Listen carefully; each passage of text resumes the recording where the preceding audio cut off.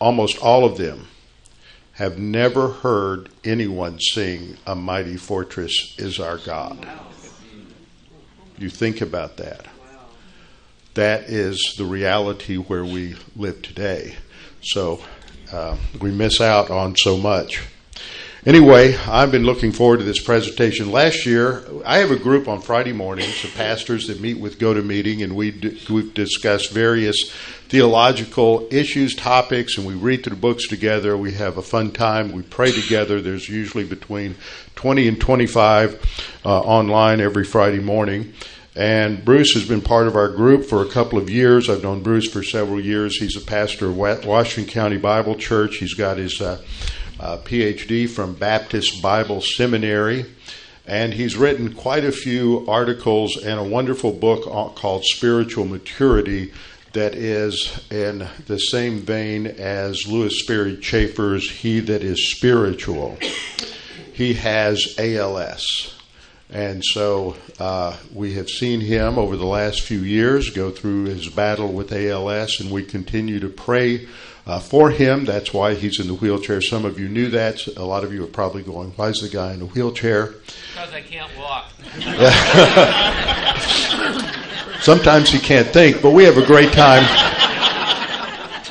We have a great time kidding each other, and we have a tremendous time. He has a great sense of humor, and I love him very much as a brother in Christ and appreciate his scholarship and look forward to his presentation today from Romans chapter 1, dealing with an extremely significant and important topic that relates to our understanding of our knowledge of God, and especially in the arena of how this applies to apologetics, Romans 1, 18 to 21. So I'm going to turn it over to Dr. Baker and let him take over. I asked Robbie, am I on? Can you hear me all right? All right, good. I don't have the breath I once did, so it used to be I could speak and everybody'd hear me without a mic, and those days are not quite with us any longer. Are we all set on the volume here? Blessed is the man who does not walk in the counsel of the ungodly, nor stand in the way of the sinful, nor sit in the seat of the scornful. It's better than testing 1, 2, 3, isn't it? Yeah. But his delight is in the law of the Lord, and in his law he meditates day and night. And he will be like a tree firmly planted by rivers of water, which brings forth its fruit in its season. Its leaf also does not wither. Whatever he does prospers. I can hear kind of an echo up here. Yeah. It's just not quite loud enough. It's like maybe your mic isn't close enough to your mouth. I love that perfume you're wearing.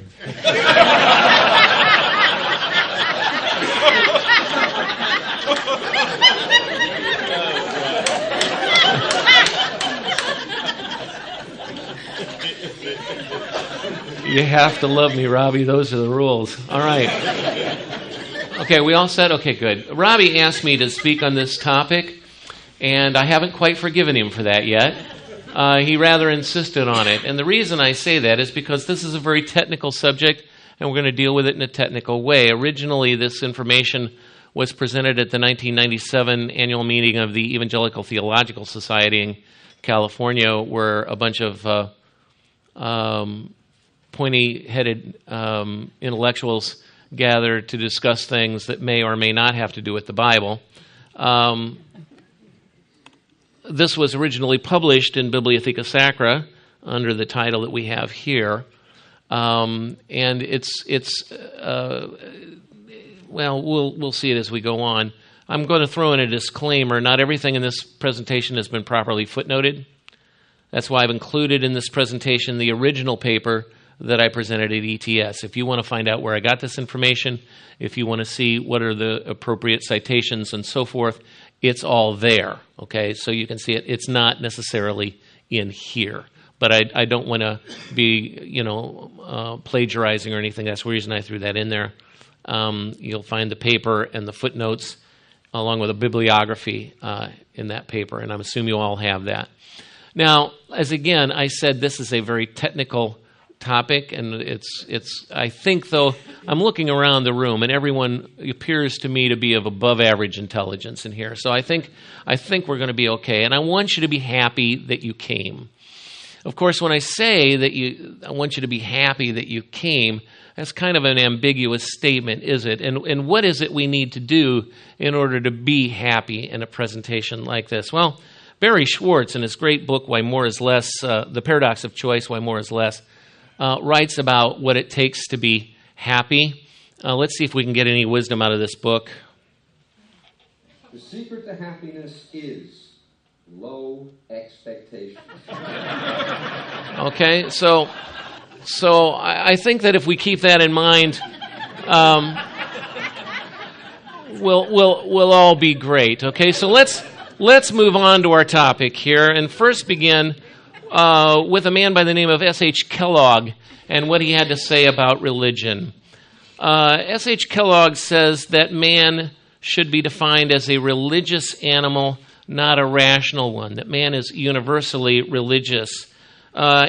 He notes that human beings should be considered unlike the rest of the animal kingdom because man alone is a religious animal. According to Kellogg, defining man as a rational animal is not sufficiently narrow because some of the animals that are of the higher level as animals not only operate under the realm of instinct, but they also possess true reasoning. But no one, he says, has ventured to soberly maintain that some animals are also religious. To speak of the religion of a monkey or a dog or a horse were only to excite a smile. Now, no doubt, he writes, when we thus speak of religion as universal, we must use the word religion in a very broad sense. But however broad the sense you want to use it, it's still true that the possession of a religious faculty is one of the most distinctive characteristics of the human race. He puts it like this: man only is religious, and in the case of man, religion, in some form or another, often no doubt very vague and ill-defined, is universal. It is yet to be proved that any tribe has ever been found so degraded as to be utterly destitute of religious ideas. The assertions to the contrary, which have often been made, have repeatedly, by further investigation, been shown to be erroneous.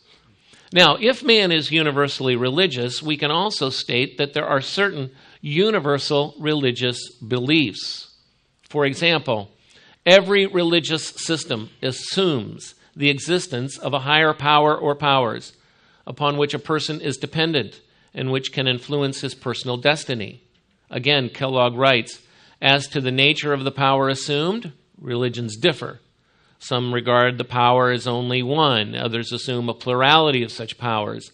It is, however, important to observe that in most, if not all cases, where men worship God many, there is discoverable in the background of the religious consciousness the dim outline of one sole power, of which the many who are worshipped are either different manifestations or to which they hold a position strictly subordinate.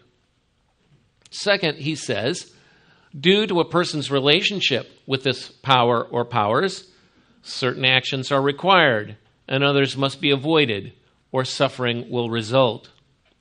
Third, this is the one I find the most interesting.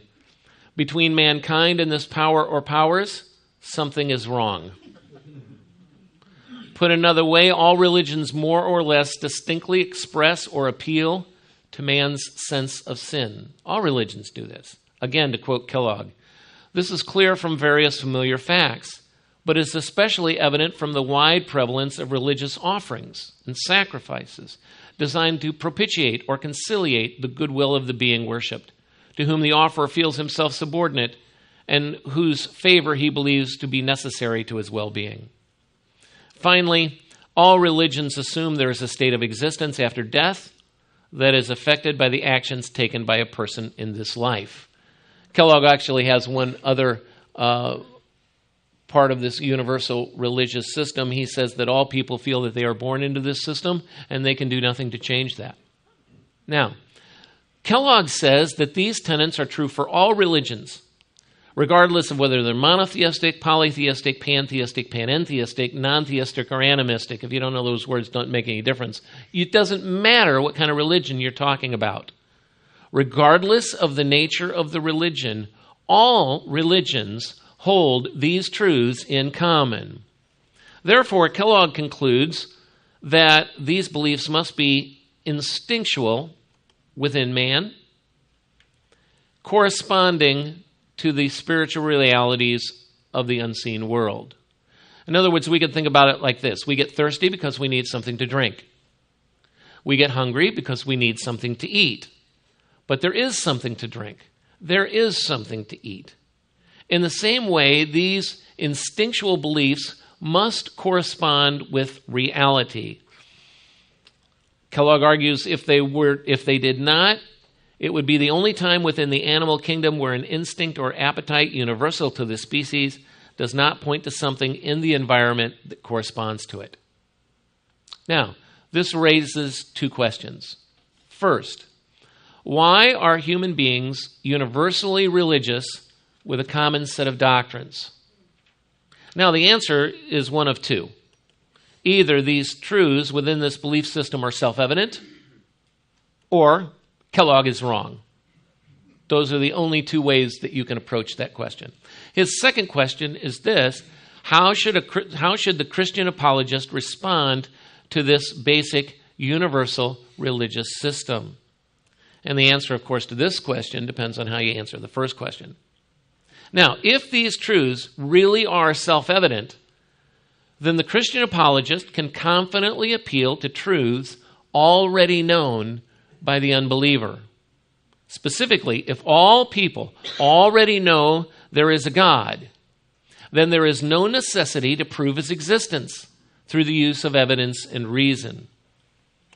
If the truth of God's existence is not self-evident, then this truth must be proved through evidence or reason.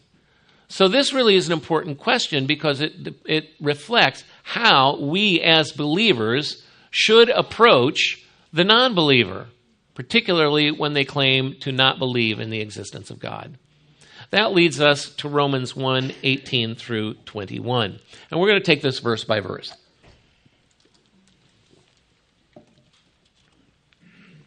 Romans 1:18, for the wrath of God is revealed from heaven against all ungodliness and unrighteousness of men who suppress the truth in unrighteousness. I see several of you grabbing your Bibles. That's excellent. If you have your Bible with you, please do so.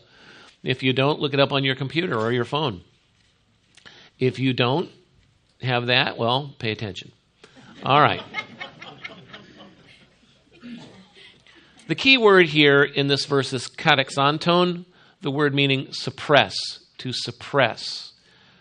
And there's two possible definitions to this Greek word. One is to hold back or to prevent from going away. The other is to hold down or suppress something. So if we were to plug in these two definitions into the text, we would read that the Gentiles had not kept the deposit of truth given to them.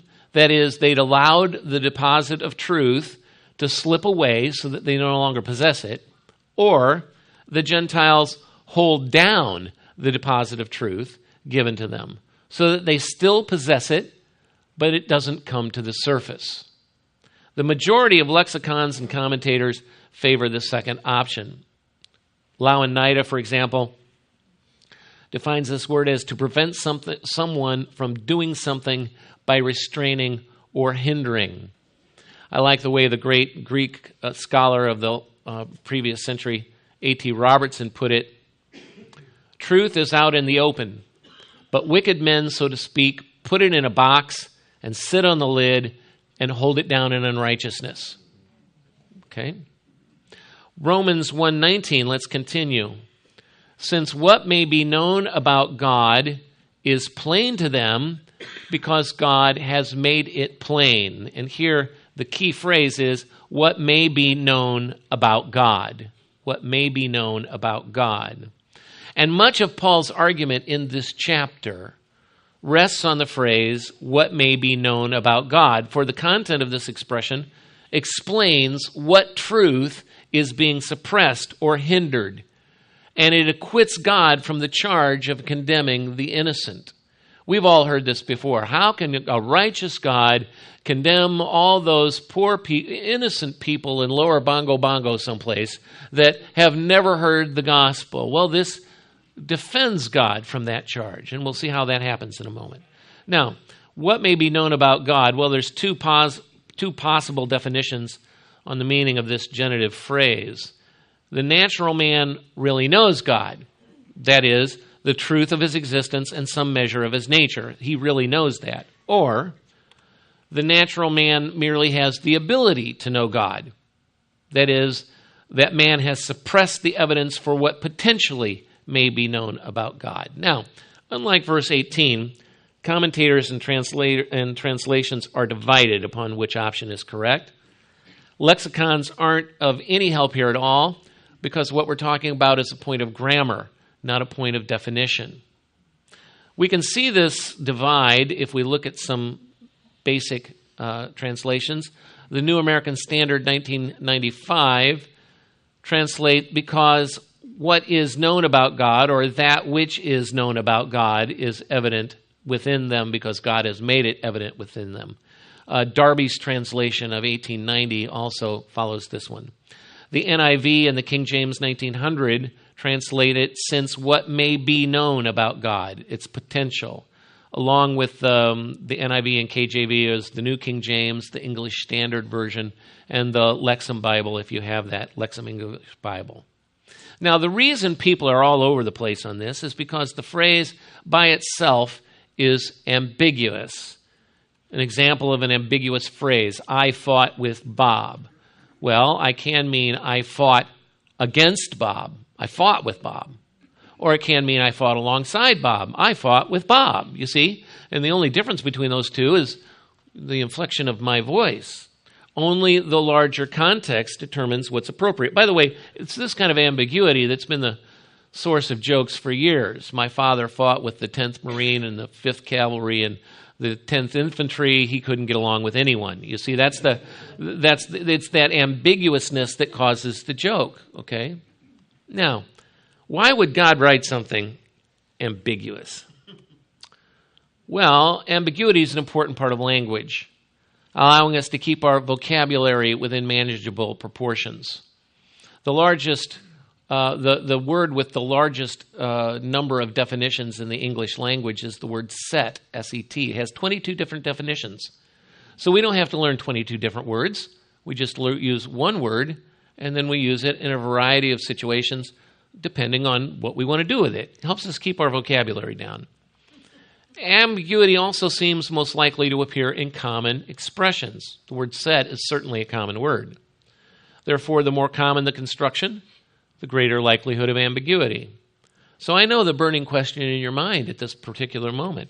How common was it to use an articular substantival adjective followed by a genitive? I know that's what you're asking. Well, before a riot begins, let me answer that. It's super common, which in itself is a technical term meaning it's used a lot. Okay? Now, the mere fact of an ambiguous phrase does not preclude, however, an accurate interpretation. Just because it's ambiguous doesn't mean we can't know what it means. Ambiguity is seldom a problem in communication because the context almost always excludes irrelevant meanings. When I use the phrase, I fought with Bob, you're waiting for another sentence to let me know exactly how to take the word with, and it's almost always supplied, isn't it? In other words, the proper meaning for this phrase should be taken from the range of options available so it best fits the context. So what are our range of options? Well, it could be knowledge concerning God, or what can be known or is known about God, or God in his knowability. All of these are legitimate options. Now, I will say, of the 15 New Testament occurrences of the adjective gnostos, this is the only reference that can possibly refer to knowability or potential knowledge. While the subject of the sentence might be ambiguous, the direct object is relatively straightforward. Phaneros, translated is plain, or is evident, or is manifest. The primary reference is to what is visible to sensory perception. When it's linked to a me is, in this passage, it refers to what can be perceived by the senses in such a way that the person or that the perception involves understanding. Lau and Knight explain it like this. All of these meanings involved a shift, watch, from the sensory domain of seeing, causing to see or give light to the cognitive domain, the thinking domain of making something fully known, evident, or clear. In other words, we see something, and then it is gone from that idea of seeing to an idea in the mind making clear what it is that we have seen. Okay? Now, the reason this knowledge of God is so clear is supplied by the rest of the verse, because God has made it plain to them. God himself is the active agent pressing home the reality of his existence. In other words, it's not a matter of if people see and understand. They do see and understand because God is actively involved to make sure that they understand, according to the text. In other words, there's no chance that people can miss God's revelation of himself because he is the active agent making his revelation fully known, evident, and clear. The implication of the verse, then, is that the content of ta gnoston to theou is clearly known and understood through sensory perception. So verse 19 can legitimately be translated one of two ways. We can say, what is known about God is understood, or the potential for knowing God is understood. But in either case, and this is important, the necessary assumption for either of these translations is that people in question understand that there is a God to be known. People understand that there is a God to be known. Let's move on to verse 20. For since the creation of the world, his invisible attributes, his eternal power and divine nature, have been clearly seen, being understood through what has been made, so that men are without excuse. Let's look first at the phrase, his invisible attributes. For his invisible attributes. In this sentence, the word for acts as a linking word, indicating that additional information is being given about what is described. So, the phrase, ta aorata autu, his invisible qualities, stand in opposition to ta gnoston to theou, what may be known about God, and aletheon, truth, in 118. They stand in opposition. Now, what do we mean by opposition? It's a relationship between two or more words or phrases in which the two units are grammatically parallel and have the same referent. Well, that's kind of confusing, but we use it all the time. Here's an example. The first president of the United States, George Washington. Those two phrases are in opposition. When we talk about the first president of the United States, we're talking about George Washington. When we're talking about George Washington, we're talking about the first president of the United States. In other words, they're two different phrases, but they're talking about the same thing. So what that means is the truth in 118 is the same as that which is known about God in 119, which is the same as his invisible attributes in 120. They're all talking about the same thing. The truth is that which is known about God, which is his invisible attributes. They're all the same. In Paul's explanation of these general terms, he uses vocabulary common to Greek philosophy. The idea of an invisible realm that cannot be experienced through sensory perception was a well-known Stoic idea. The Stoics taught that this invisible realm was only knowable through the reasoning faculties of the mind. It was through the Jewish philosopher Philo that this Greek concept entered Jewish thought. In fact, Philo used aorata over 100 times. So both the Gentiles and Jews in Rome would have understood the philosophical connotations of these words. Put it another way, the philosophical foundation that is associated with these words is important. The average reader of this epistle would have assumed this context. Namely, this is what they would have assumed, that there is an invisible realm that is nevertheless knowable through the rational powers of the mind.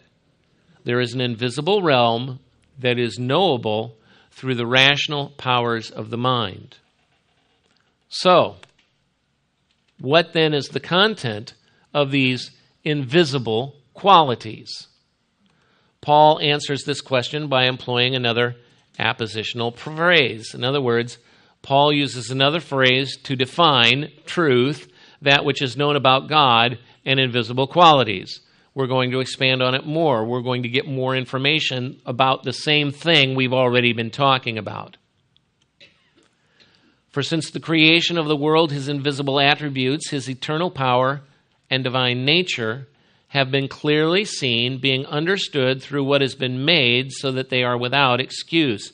The key phrase here is his eternal power and divine nature. The phrase, his eternal power, teaches at least three attributes of God are immediately self-evident. The invisible God is personal, eternal, and powerful. His eternal power shows his eternality. His eternal power shows his power. I know it's obvious, but we're going to state the obvious anyway. His eternal power, the use of the personal pronoun, shows his personality. In other words, he's not like electricity or gravity. He is not a force. He is a person. It's not its eternal power, but his eternal power. He's a person. The next self-evident truth refers to God's divine nature. It's more difficult to define this word because it's what's known as a hapax legomenon, meaning that it's spoken only once. It's only used here in the extant Greek manuscripts, the Greek manuscripts we still have. So this is a word only used once. By the way, the most famous hapax legomena of the New Testament is found in the Lord's Prayer. Give us this day our daily bread. Pretty sure that's what it means. But that's the only time it's ever used. But we're pretty sure. So we shouldn't be afraid just because a word's only used once. But we do have to recognize that that makes definition a little more difficult. Okay? Because this is only used once, of course, a variety of definitions have been proposed. Moulton and Milligan state that the word was used with reference to the priestly duties of the temple, and therefore he translates it as his divine majesty. Lau and Nida define this word as the nature and state of being God. Some other proposed definitions, just what God is like, or how God is, or what God is, or the fact that God is, or the fact that he is God or is truly God. Well, how do we determine then what this means?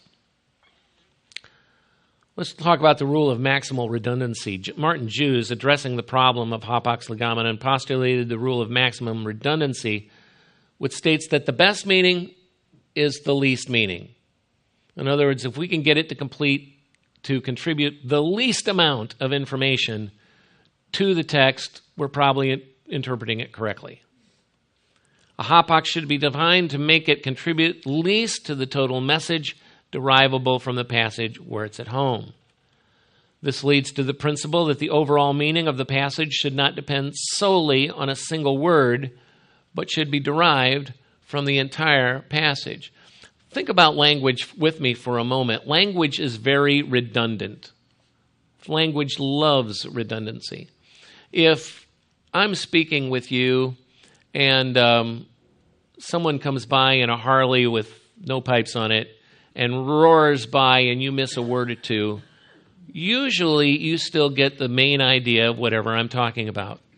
Because just missing a word or two doesn't mean that you don't get the entire context.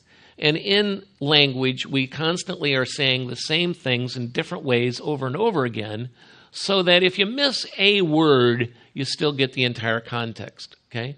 That's what we're looking at here. Even if we're not quite sure what this word means, we get the general context. Language is redundant, and so therefore language is still understandable, okay? In this particular case, the least meaning would state the fact that he is God. So let's review Paul's argument up to this point. The truth, verse 18, that is, what may be known about God, verse 19, that is, his invisible qualities, verse 20, that is, namely, that he exists and that he is personal, eternal, and powerful, are fully known, evident, and clear because God is the active agent making it clear. If you haven't followed some of it up until now, that's fine. If you get this, you've got it. The truth, what may be known about God, his invisible qualities, all talking about the same thing, that he exists, that he's personal, eternal, and powerful, are fully known, evident, and clear because God is the active agent making it clear. Let's keep looking at 1:20. Robbie, what time am I supposed to quit? You handed me a calendar. I didn't know what that meant, so what? I think you're supposed to be done at 9:50. 9:50. Oh, we're in good shape. And it's nice to remember at this particular point that, yeah? Right. Gotcha. You know, the good thing is that if I finish early, no pastor was ever hung for quitting early. So just something that I always remember. Okay. For since the creation of the world, his invisible attributes, his eternal power and divine nature, have been clearly seen, being understood through what has been made, so that men are without excuse. The phrase we're looking at is, since the creation of the world, have been clearly seen, being understood through what has been made. The first part of this phrase, from the creation of the world, is ambiguous. It could be translated to show temporal origin, from the beginning of the creation, or it could be used to indicate source, from the source of creation. The context in this particular case is of little help. Both options fit nicely into the flow of thought and are equally true. But here's something more important. What do we do with understood versus clearly seen? What's the relationship of noumena, being understood, and katharatai, clearly seen? If the verb katharatai is only found here in the New Testament, but it's common in the Septuagint, that's what that LXX means, the Septuagint and extra-biblical sources. This word, clearly seen, refers to the invisible, which is perceived in the external and visible. Now, that's kind of a contradiction. It's talking about the invisible, God, which can be seen through things that are visible. We can think of it this way. We have electric lights in here. Okay? Electricity is invisible. But its nature, its source, can be clearly seen from what we do have in here, electric lights. In the same way, God, who is invisible, can be clearly seen through what is around us. That's the point. In contrast to the physical act of seeing, the participle noumena means to comprehend something on the basis of careful thought and consideration. It has the idea of thoughtful reflection upon what is seen. Now, this is important that we understand these two words, and here's why. It's the combination of these two verbs that suggests the action of seeing with the eye and understanding with the mind. Thus, the King James Version, New American Standard, and NIV translate this phrase, clearly seen, being understood. Now, both words are necessary. If Paul had only used katharatai, clearly seen, the phrase would have been ambiguous. One could have argued that the reality and nature of God may be seen with the eye, but not understood with the mind. I see it, but I don't know what I'm looking at. On the other hand, if Paul had only written noumena, being understood, he would have left the interpretive door open to the Hellenistic notion that the revelation of God is completely internal and mystical. It's completely divorced from outward evidence. It's something that we know in our hearts, but there is no evidence for. But by combining these two verbs, Paul communicates a combination of these two ideas. Specifically, Paul teaches that the knowledge of God occurs through the combination of physical sensation and internal reflection. The knowledge of God occurs through the combination of physical sensation and internal reflection. In other words, people see the evidence of with the eye and understand the evidence with the heart. And remember, we know this happens because God is making it plain to them. God is the active agent, assuring that this takes place.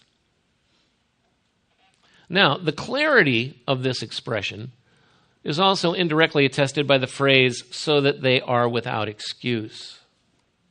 For it's on the basis of knowledge that is clearly seen and understood that God considers every person morally culpable. The critics who charge that God condemns the innocent when he punishes those who have not heard would be correct if God found guilty those that had no knowledge of his existence. But God, being just, reveals himself in nature, being an active agent to ensure the clarity of that revelation. It's only on the basis of mankind's rejection of that revelation that God condemns humanity. Why does God condemn humanity? Because the fact that he's eternal, that he's powerful, and that he is personal is clearly seen through the creation. It is understood with the heart because God is actively ensuring that it is understood by the heart. But man is suppressing that knowledge. He's putting it in a box and sitting on the lid so that it can't get out. That's the message of this text. Verse 21, once more. For even though they knew God, they did not honor him as God or give thanks, but became futile or empty in their speculations, and their foolish hearts were darkened. Here the key phrase is, for even though they knew God. Please notice this is the fifth time in this passage that the text tells us that people know God. Okay? The phrase, for even though they knew God, links the previous argument concerning man's rejection of God with the resulting list of judgments that follow. Why is it that mankind is condemned? Because they know God and reject him. And on that basis, they are condemned. Now, let's do a summary of what we've learned here.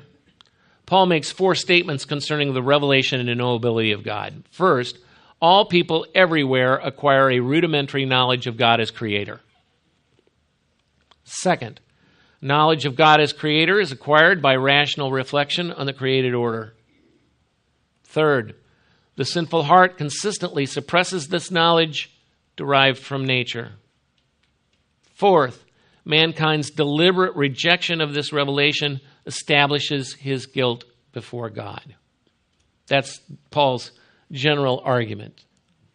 Let's draw some specific conclusions. Mankind is continually suppressing the truth. That is, what is known about God. That is, his invisible qualities. The fact that he is and is eternally powerful. The fact that God is and that he is eternally powerful is understood through what has been made. People see with the eyes the invisible qualities of God through the visible creation and rationally process the information to arrive at an understanding. God ensures that this information is clear to them. mankind is not a neutral observer to God's revelation. Although people really do know God, they suppress this truth in an unrighteous manner so that they are defenseless before the bar of God's justice. Since the knowledge of God is constantly poured out through the created order, right now the created order is displaying this knowledge. The evidence for God's existence, power, eternality, and personality are always present. It's always being declared. Just as the knowledge of God is constantly being poured out, man's suppression of that knowledge is equally consistent. By the way, this idea of putting it in a box and sitting on it and closing the lid and sitting on it is helpful, but it's not the best illustration.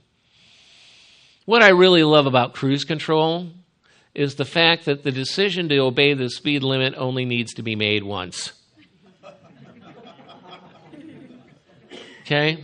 It's not a continual moment-by-moment decision, because that's hard. All I got to do is press it to 55 when everybody else is going 70, and then constantly pray that I'll make it home. In the same way, this idea, though, of taking the knowledge of God and putting it in a box and sitting on it implies that you only make that decision once. That's not the way it is. We just got a new puppy. Thank you. No, please, remain seated. As insane as it sounds, we got a Great Dane puppy. Why, yes. No, he's not full grown yet. Yes, I am out of my mind. Now, the fact about puppies, if you have puppies and you put them in a box, what are they going to try and do? Get out. They're going to try and crawl out of the box. If you want to keep them in the box, what do you have to do? You have to constantly be pushing the puppies back down into the box, right? That's the way it is with mankind in its suppression of the truth. It's not that you close the lid and you sit on it and you're done. You have to constantly be pressing the puppies back down in the box, because God's revelation of himself is constantly trying to get out of the box. Okay? So, the sinner's moral culpability implies that this is an actual knowledge that is suppressed. Now, how does this apply to apologetics? Because that's really what we're talking about, isn't it? Some of you are saying, I have no idea what we're talking about. Let's look at the traditional approach. By traditional, I'm referring to the evidentialist approach and the experimentalist approach to apologetics. They are different, but they would agree on this one thing. The evidentialist says we have to use evidence. The experimentalist would say we know God exists because of what he's done in our hearts. Okay? Mullins, who's an experimentalist, typifies the traditional approach to the question of the existence of God. He writes this: we are not to assume forthwith that God exists and that he is a person. We can't assume that in our apologetic interactions. The traditional approach believes that the unbeliever should not be asked to accept the truth of God's evidence without the proof of God's existence without proper evidence. Thus, the traditional apologist will walk the unbeliever through various proofs of God's existence in order to show the rationality of such a belief. And there are some traditional arguments for the existence of God, the cosmological and the teleological and so forth, that are standard, and the more you climb into the more involved they become. But we need these arguments because we can't expect people to just assume that God exists. In contrast, the presuppositional argument can be reduced to two basic assertions. Human beings are obliged to presuppose God in all their thinking. Unbelievers resist this obligation in every aspect of thought and life. Put another way, the unbeliever already knows the existence not just of a God, but the Christian God. Evidences are used, therefore, not to prove the reality of God, but merely to bring to the consciousness what the unbeliever already knows to be true. What separates these points of view, traditional versus presuppositional, is the question of the rationality of the belief in God apart from evidence, or at least, well, let's put it this way, apart from logical evidence. The traditional apologist argues that the theistic proofs are necessary to avoid fideism. Fideism is the idea that faith is independent of reason and superior to it. Fideism is belief without evidence. I believe something merely because I believe it. That's fideism. We're not going there. I heard that, and we're not going there. All right?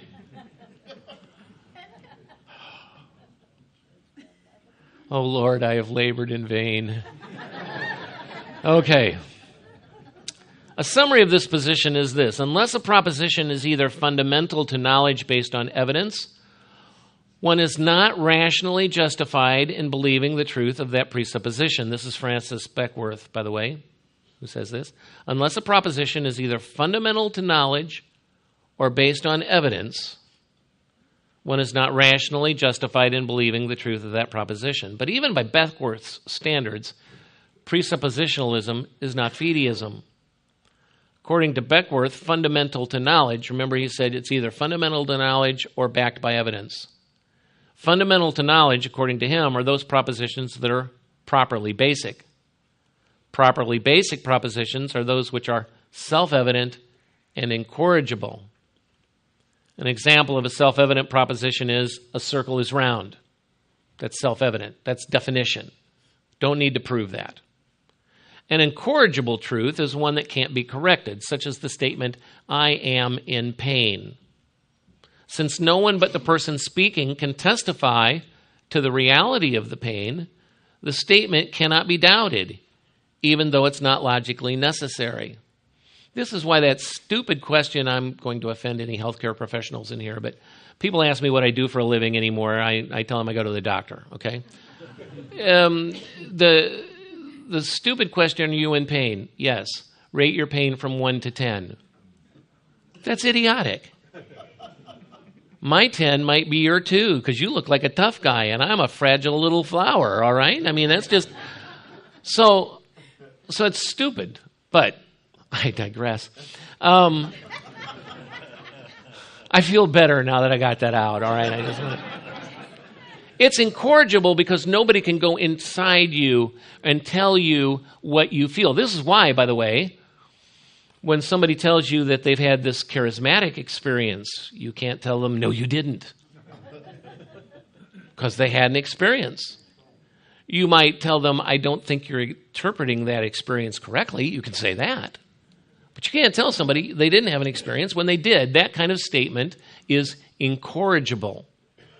So, when the biblical data concerning the universal knowledge of God is examined, it becomes clear that the Scriptures consider the statement, the eternally powerful Christian God exists, to be foundation to knowledge, and therefore should be rationally accepted without evidence.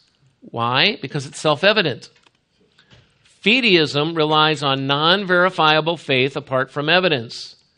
In contrast, presuppositionalists embrace the evidence that God's creation provides.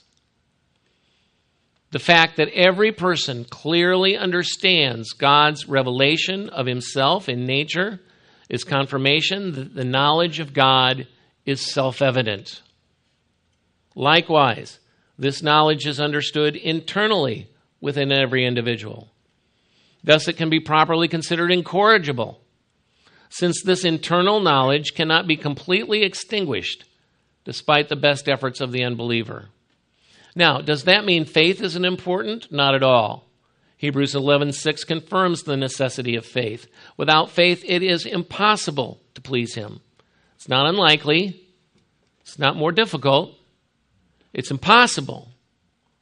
Without the shedding of blood, it's impossible. There's no remission of sins. Without faith, it is impossible to please him. For he that cometh to God must believe that he is, and, listen, that he is a rewarder of those that diligently seek him. Lots of us believe that God is. The hard time for many of us is that we don't really believe that God is a rewarder of those that diligently seek him. if I step out in faith, God's going to hang me out to dry. Okay?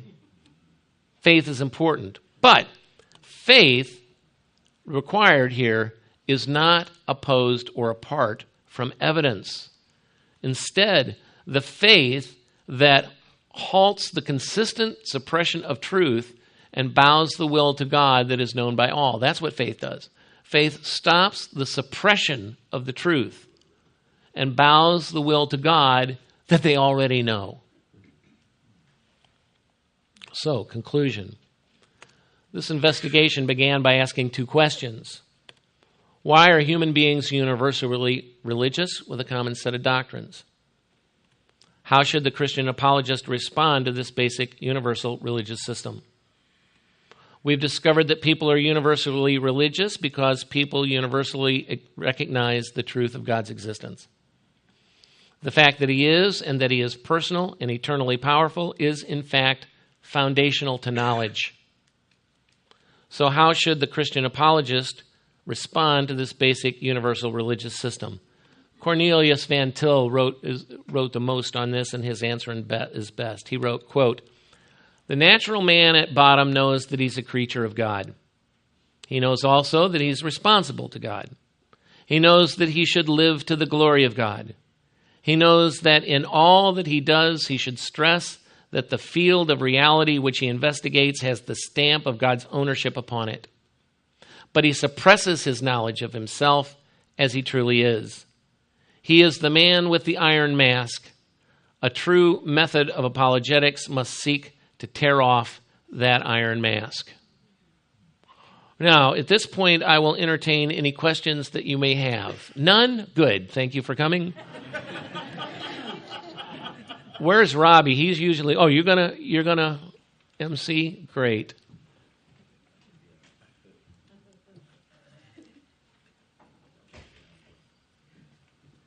Questions?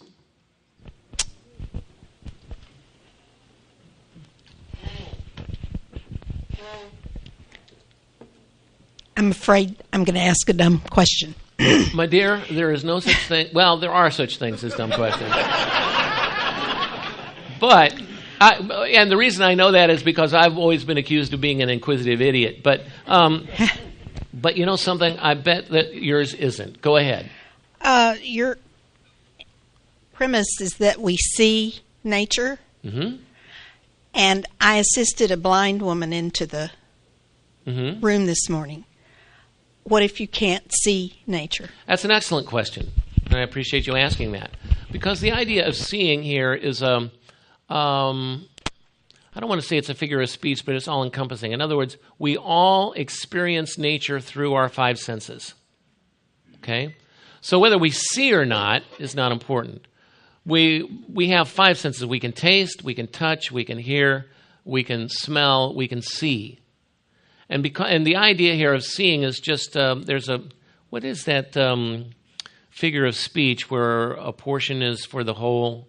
Andy, you know what I'm talking about. What's that called? That's not... Metonymy. That was clear. It's a metonymy. It's where you just use one. I'm not sure that's right. Anyway, you just use one... Synecdoche, which is even clearer. All right. Good. We got it. It's a synecdoche, dear. Next question. A synecdoche is where you use just a part of something for the whole. Okay? So here, seeing is used for the entire five senses. The entire five senses experience God's creation. And then through logic or reason, we reason that this must come from the Creator God. And we always arrive at that conclusion because God makes it evident within the heart. Okay? That was an excellent question, by the way. So did I answer it for you? Yes. Okay, good. Good. Anybody else have any questions about that? I have a question on wait a minute. This young man was next. I want to... Go right ahead. Stand, please. Stand. The atheist insists that he has no evidence for God, and he can't believe even that he wants to believe. There are many that I've spoken with, that they begged and pleaded God to make himself evident to them, and they have silence. And are they lying? You betcha. Oh, okay. That's exactly what they're doing. Here's the way I always answer the... Well, first of all, please notice that to become an atheist, you got to go to college. No, for once, I'm not making a joke. Nobody is naturally an atheist. You have to study to become I always call them practicing atheists, because I don't believe that atheism exists, not in its true form. What I always tell them is this, and it might work for you and it might not, but it has always worked for me. If you told me that I just don't believe that God exists, I always look at them and smile. You could say anything with a smile on your face, just about. Always look at them and smile. And then I say, oh, you believe that God exists. When you lie down on your bed and you put your head on your pillow and the party's over and you're all alone there with your thoughts, you know that God exists. You just don't like what you know, and so you pretend it's not true. Okay? That's what I always say. And I've never seen it fail yet. There's always this moment of the deer in the headlights look, where their dirty little secret has been let out. Just for a second, you got to look close. But then they'll go, oh, that's not true, and they'll deny it. But if I believe the Bible, I know they're lying. In other words, if I accept what they're saying as true, I'm denying the very faith I'm defending.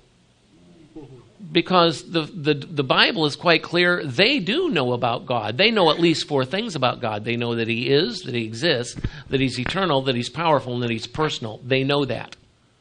And so I assume that they know that and act upon that assumption. Okay? Did I answer your question, sir?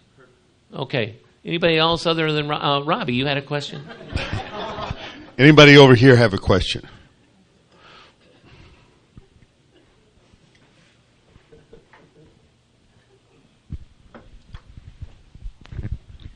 Being that God is the one who reveals Himself, is there a danger sometimes that we lose the wrong argument, that where we spend a lot of time trying to convince someone who's obviously rejecting the truth and forget to witness in regard to Christ? Kind of lose the wrong argument, as it were. Okay, let me state back to you what I think your question is. I'm not trying to comment on it. I'm just trying to restate it to make sure I'm understanding it. That we spend so much time trying to prove the existence of God that we don't focus on Christ and the cross, and that would be a mistake. Is that what you're asking? Right. Okay. That varies from situation to situation. But I would say that if we don't get to Christ and the cross, it's irrelevant. I would say that the only okay, let me try it like this. Do you have children? Yes, I do. How old are they? They are about 30, 27.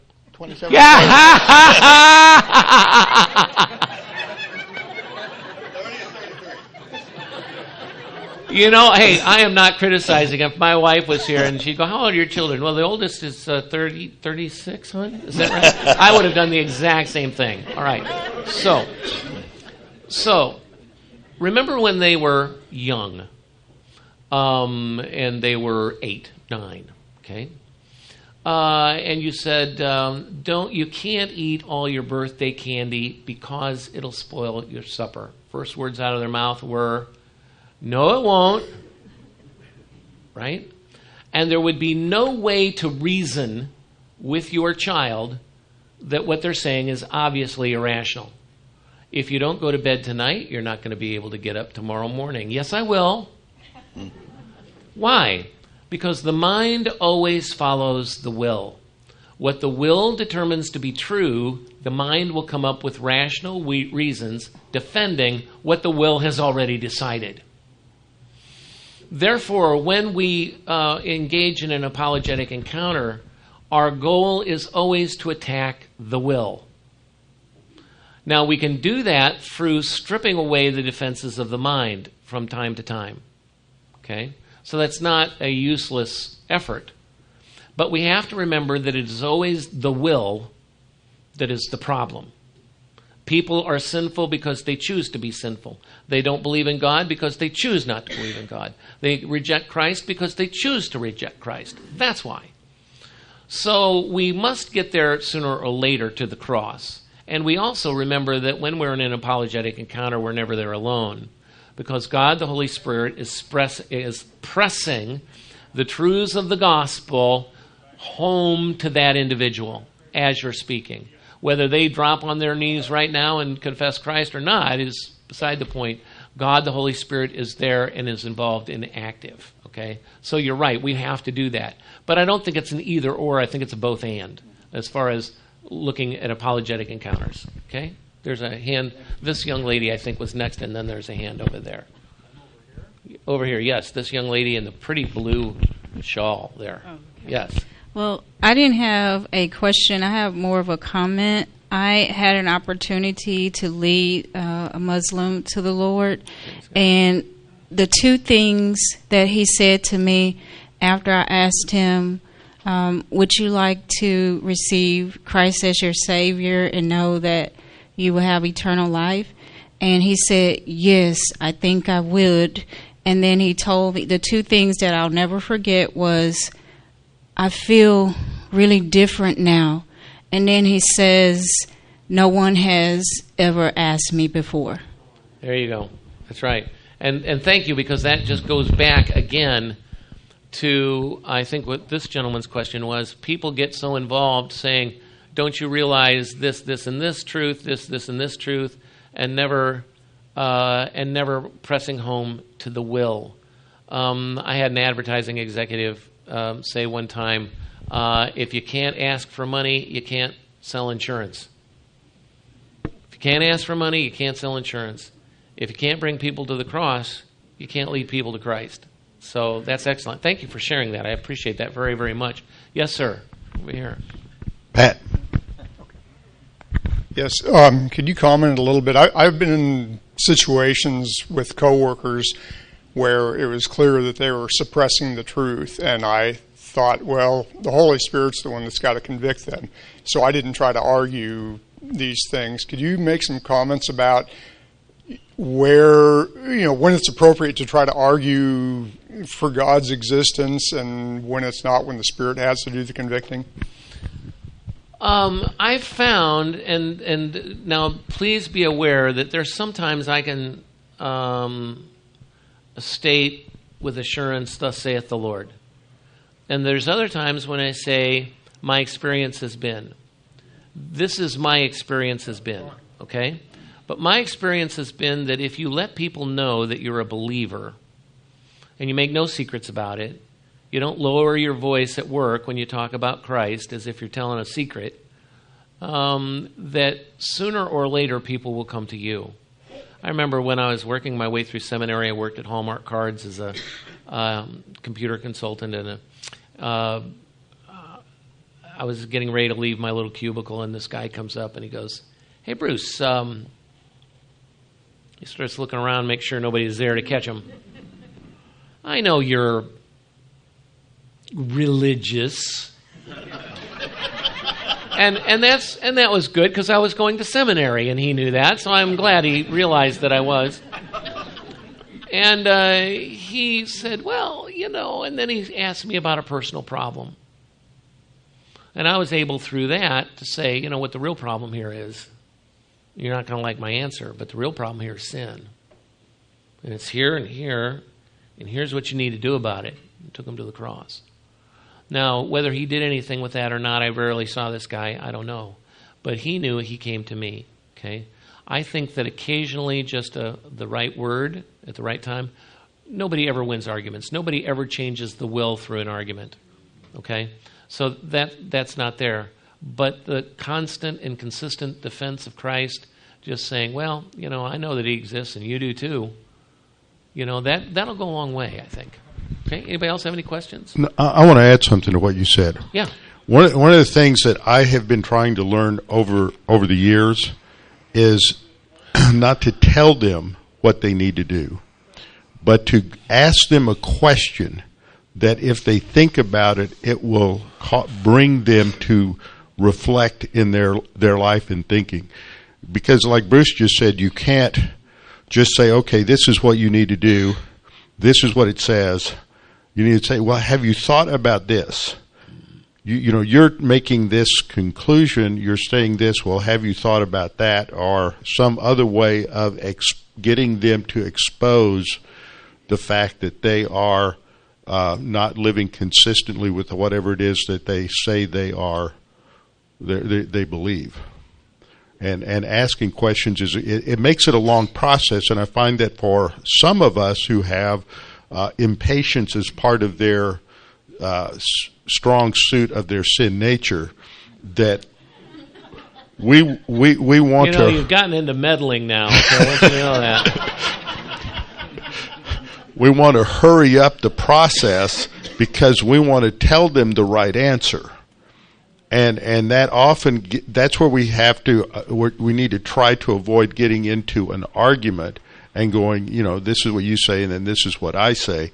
That's not the point. Is to prove that we're right. The point is to expose the flaws in their thinking that God the Holy Spirit can exploit.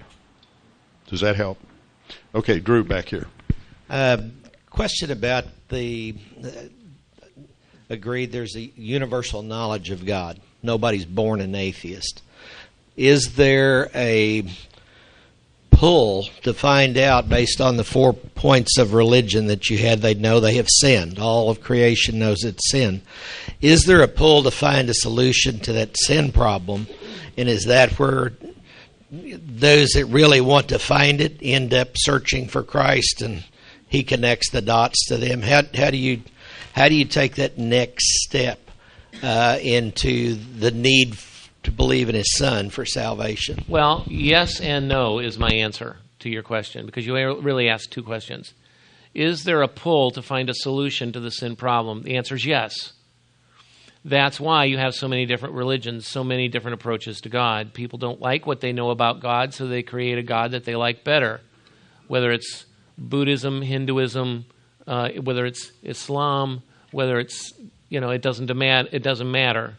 There is something there. The reason people are universally religious is they know that there is a God, and that between them and God something is wrong, and so they try and find a solution to it. That's what religion does. So yeah, they do. People today, well, I'm not religious, but I'm spiritual. Well, why are you spiritual? Because they know there is a God to be known. But they don't like the God, so they try and find something else.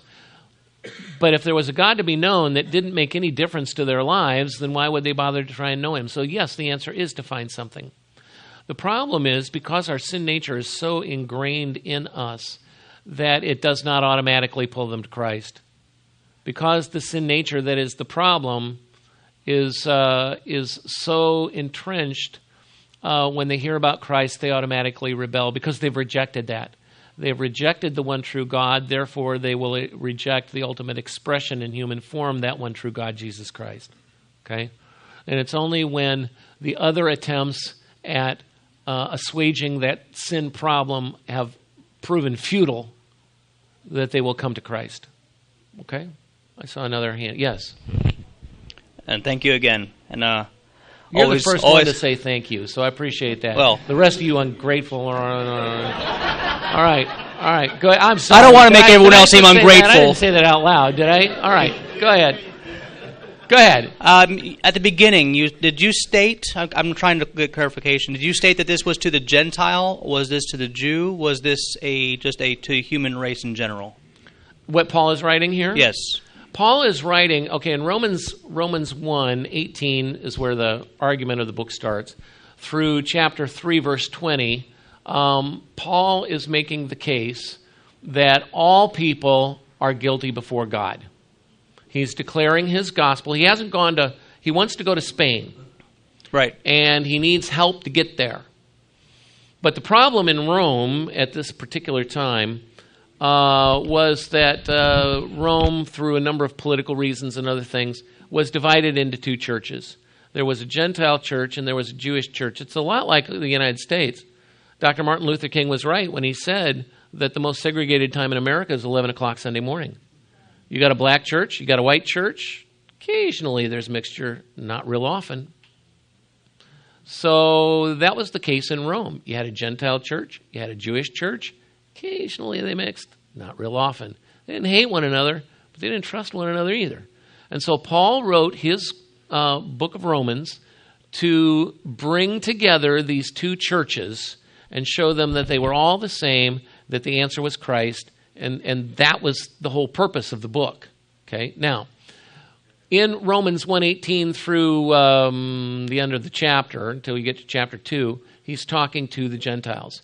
Chapter 2, he starts a new argument. It's called a diatribe, where you assume an invisible opponent. Now, some will say this, okay?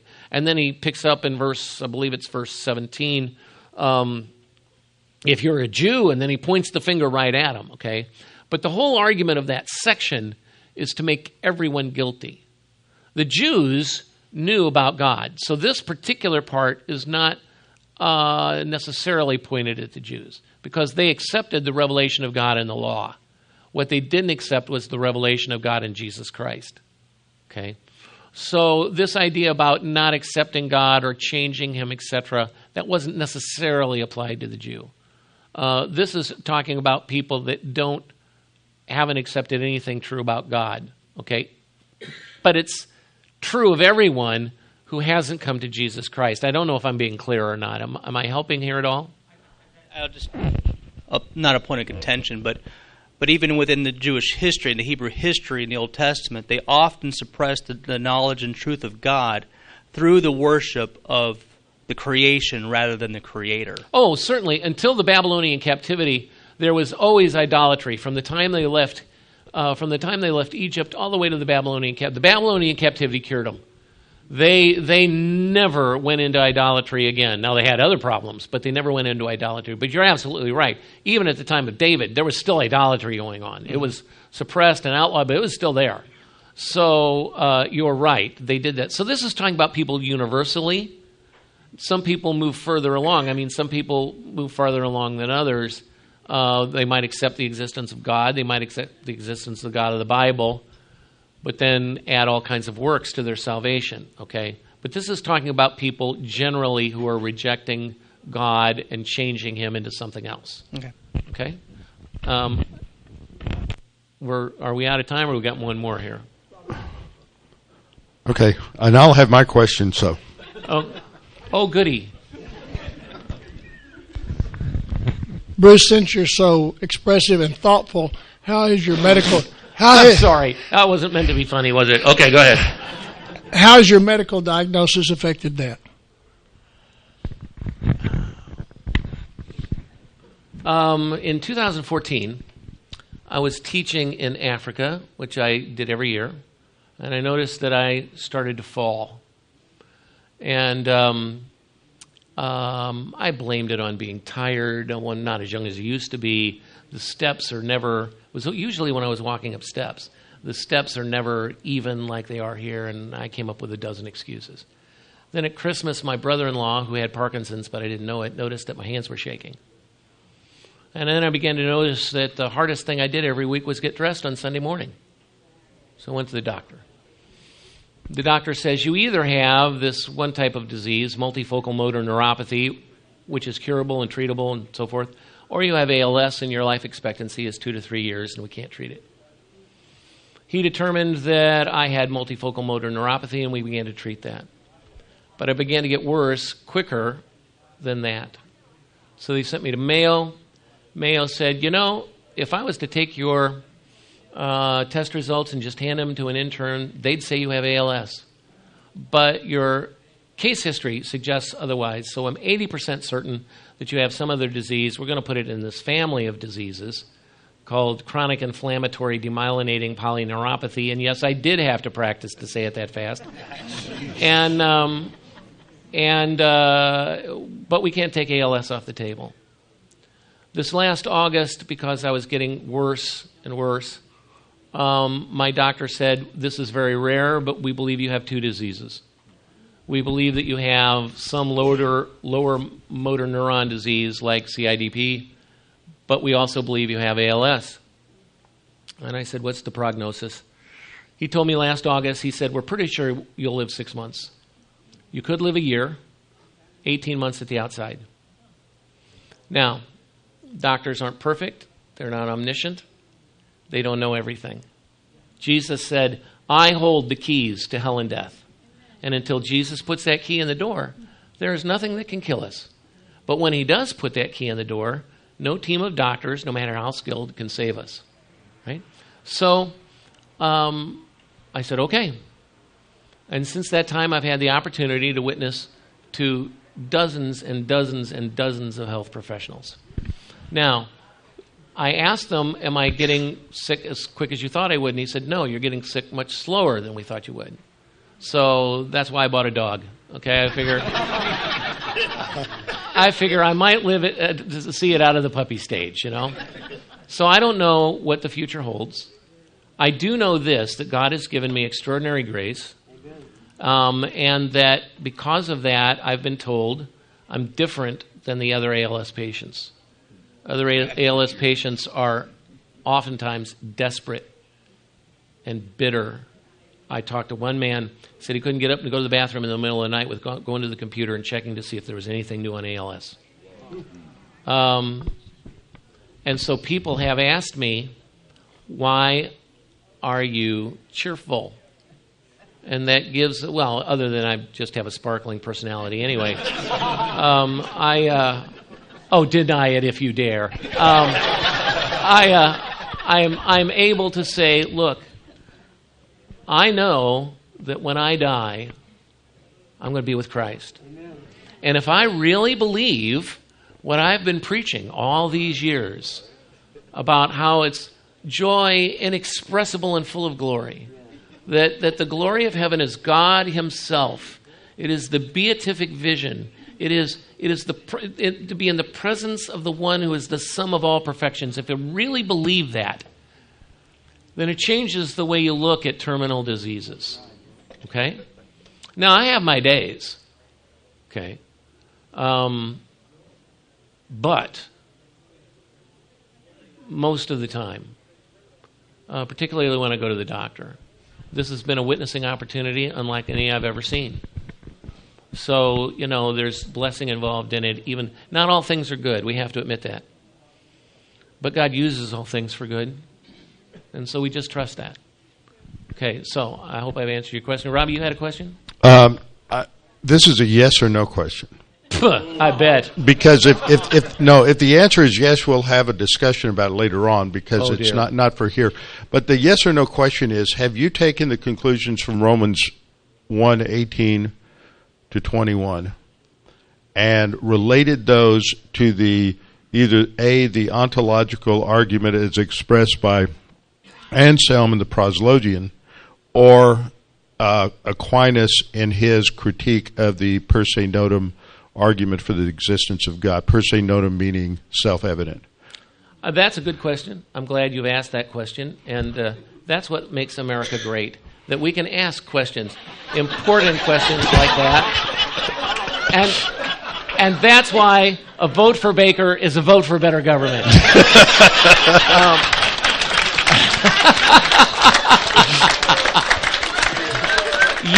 Yes, I have, but not those arguments specifically. I think that all of the logical arguments for God, except possibly the transcendental argument, are futile. I think that they will inevitably take you down rabbit hole after rabbit hole after rabbit hole, and there's no way to reason your way out of them. Would you say it's because of the presupposition behind the structure of the argument?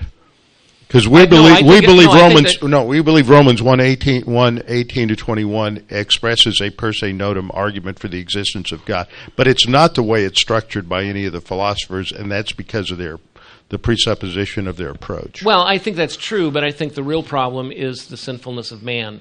Because no matter what argument you come up with, there's going to be one more argument on why whatever you've said is irrelevant.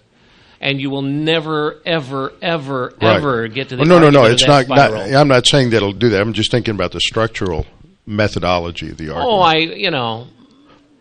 I can take it or leave it. That's academic. Of course, you in your loquacious manner You express exactly what the problem always is. You can always solve it that way. Always say, well, the problem is the sinfulness of man, no matter what is being discussed. Look, just because it's a good answer doesn't mean it's wrong, okay?